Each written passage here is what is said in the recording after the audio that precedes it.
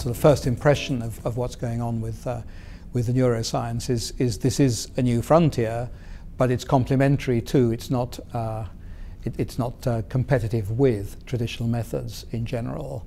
And I think it would be, I'm not even sure if any of the vendors are suggesting that these methods should be used in isolation. So one question is, on the assumption that you will always use them in combination with more traditional methods, what is it which this is bringing to the party which is of incremental value?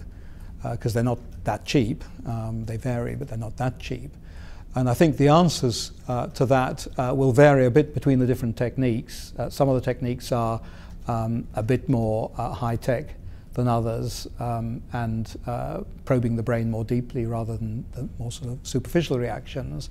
But one thing they clearly do is they are tapping into unconscious and emotional processes in a way which you can't do so well with traditional methods.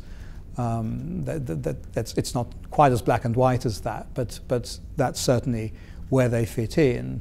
And the second is in the particular context we were looking at, which is evaluating TV commercials.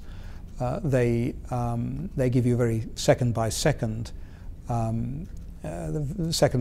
data in a way which is can be more fine-grained than dial turning, and is more unconscious than dial turning. Even dial toning involves some conscious effort on the part of the respondent to say, well, you know, am I more engaged or less engaged at this moment? And so they kind of have to think about it a little bit. And so I think that what's being picked up using biometric methods is something which participants are literally unconscious of what's going on, and that's a real advantage.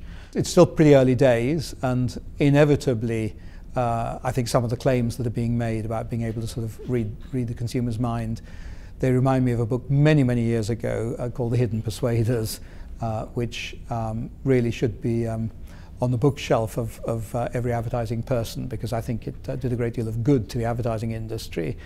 It meant they were sort of treated as pariahs at dinner parties. On the other hand, it led to exaggerated beliefs in the power of that type of research. And I think a bit of the same is happening again with some of the claims, because the truth is,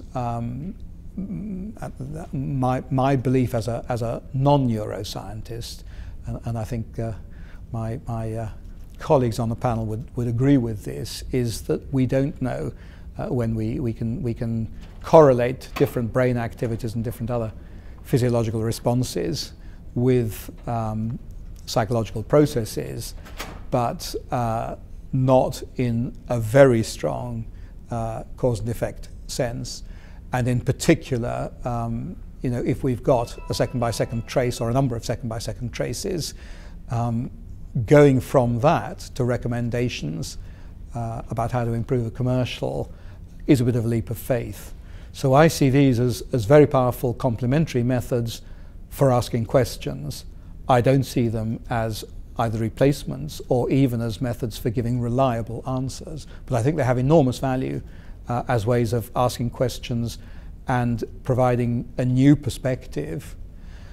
There's a second issue I have, which is there's a tendency for each vendor to have a proprietary method, in some cases for data collection, and in all cases for data analysis and presentation. And as a sort of hardened British marketing person, I'm always very suspicious of one-size-fits-all approaches to advertising. To me, advertising is very context-specific, and we Brits don't think advertising is quite as powerful as some people think. We do think it's immensely flexible, and it's flexible depending on what are your business and communication objectives.